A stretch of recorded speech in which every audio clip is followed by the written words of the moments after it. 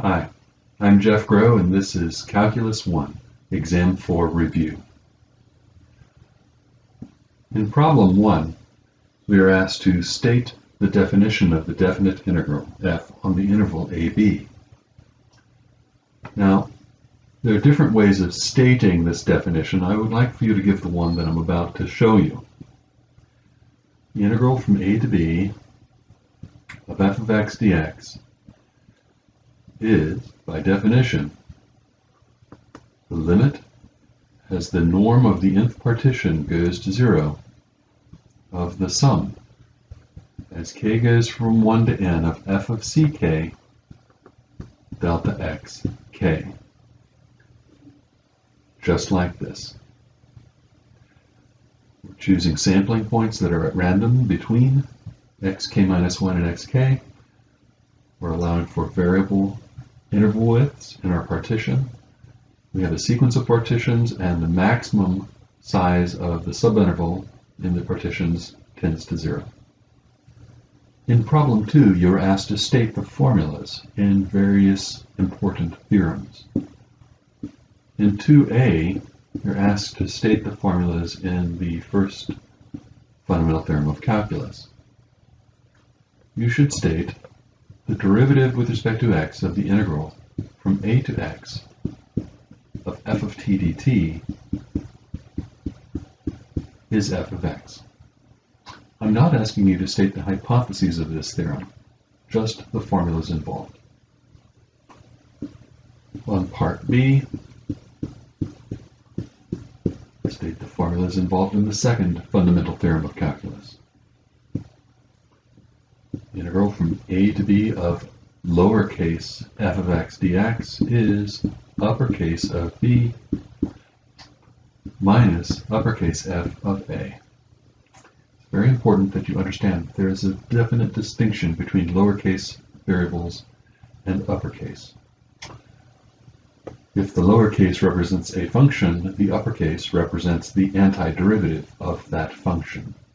You have to get the cases right here, or it's all wrong.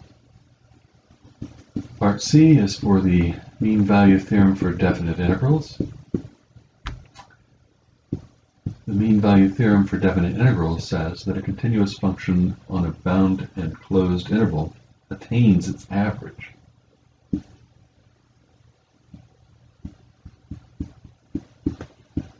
Here, c is a number between a and b.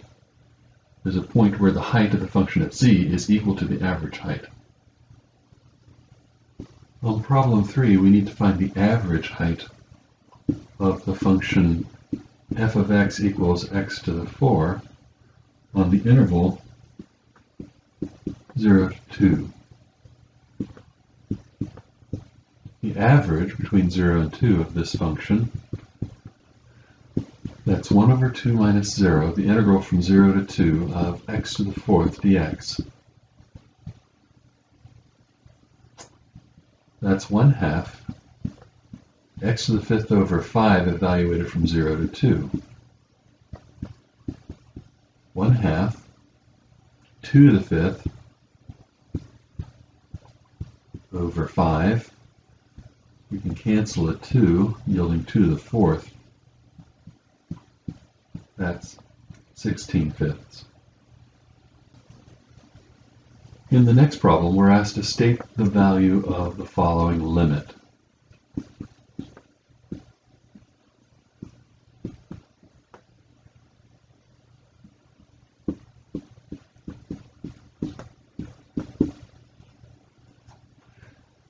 This looks exactly like an average. b minus a is h, so we have 1 over b minus a out front. This is a job for the mean value theorem for definite integrals. The mean value theorem for definite integrals says there's a point c between a and b where the height of the function is equal to the average height. So we get the limit as h goes to 0, which is being carried forward because we haven't done anything with it yet. F of c, where c is between 3 and and 3 plus h. Evaluating the limit, if c is trapped between 3 and 3 plus h, and h is going to 0, then c gets sent to 3. So we get this function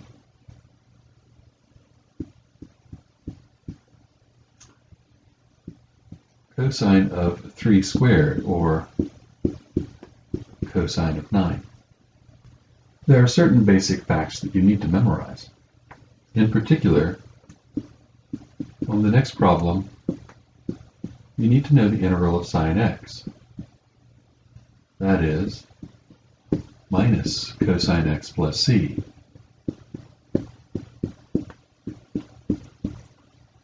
And then cosine x, positive sine x plus c. Secant squared x, its integral is tangent x plus c.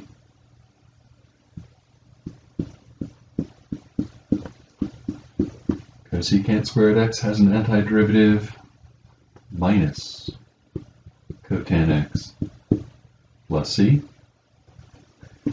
The integral of secant x tangent x dx is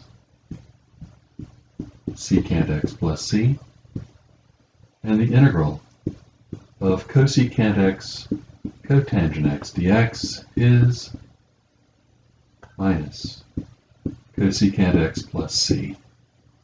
You should memorize these. On the next problem, we're asked to apply the fundamental theorem of calculus to evaluate the integral from 0 to 1, 5x to the fourth, plus 6x cubed minus 2x squared plus 3x minus 7. The fundamental theorem of calculus says, find an antiderivative, evaluate at the endpoints, and subtract. An antiderivative will be x to the fifth. We'll have x to the fourth over 4. That reduces to 3 halves x to the fourth minus 2/3 x cubed plus 3 halves x squared minus 7x. You plug the upper limit of integration in first and then subtract what you get when you plug the lower limit in.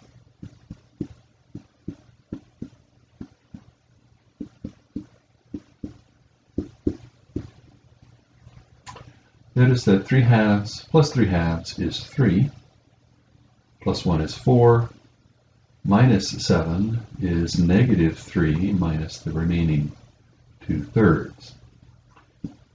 We can bring the negative out of this. 3 is 9/3. 9/3 and 2/3 is 11/3. So we get negative 11/3. In the next problem, we're asked to evaluate the integral of 2x, x squared plus 1 to the power of 99 dx. Now, you need to use the method of substitution here.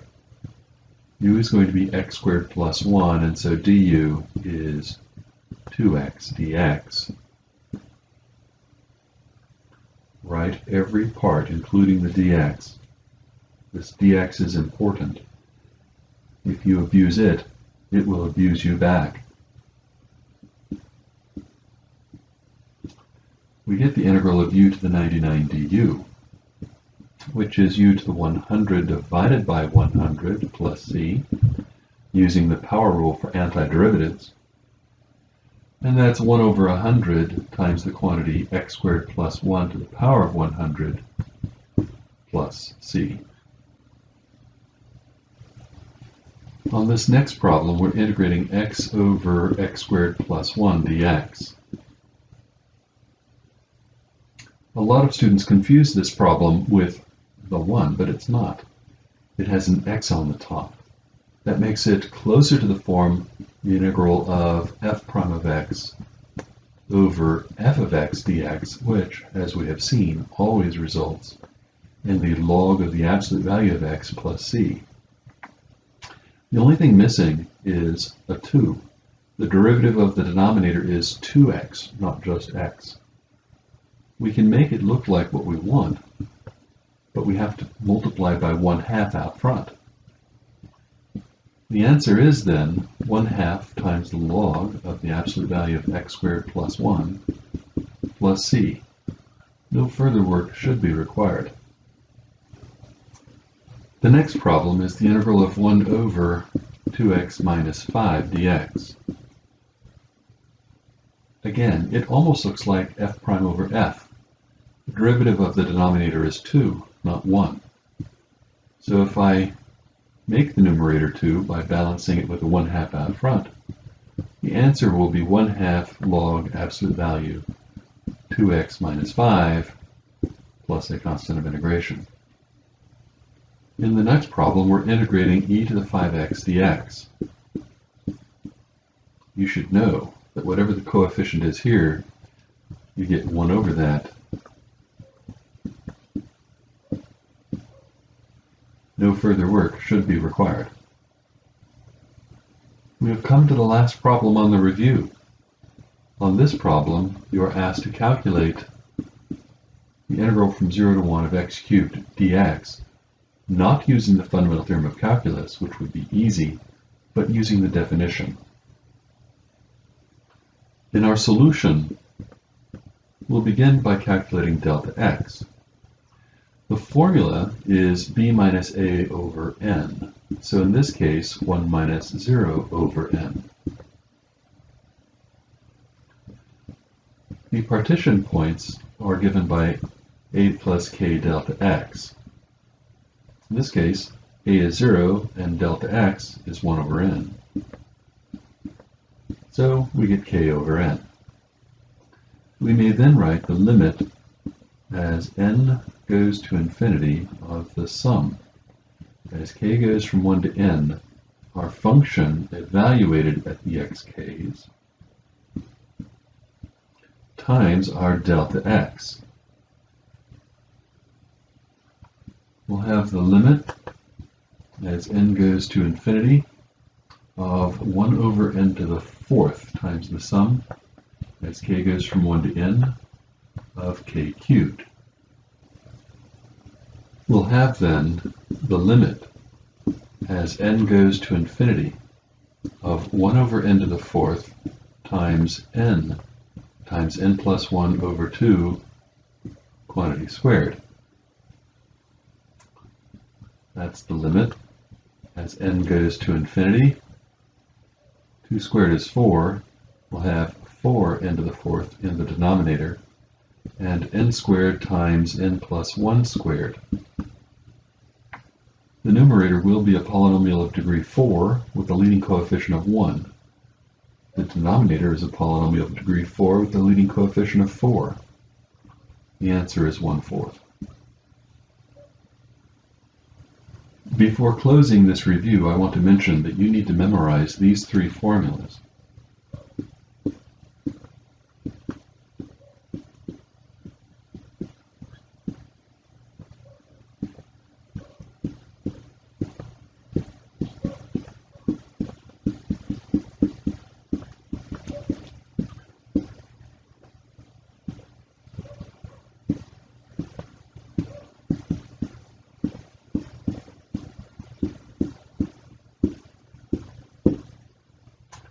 The sum, as k goes from 1 to n of k, is n times the quantity n plus 1 all over 2.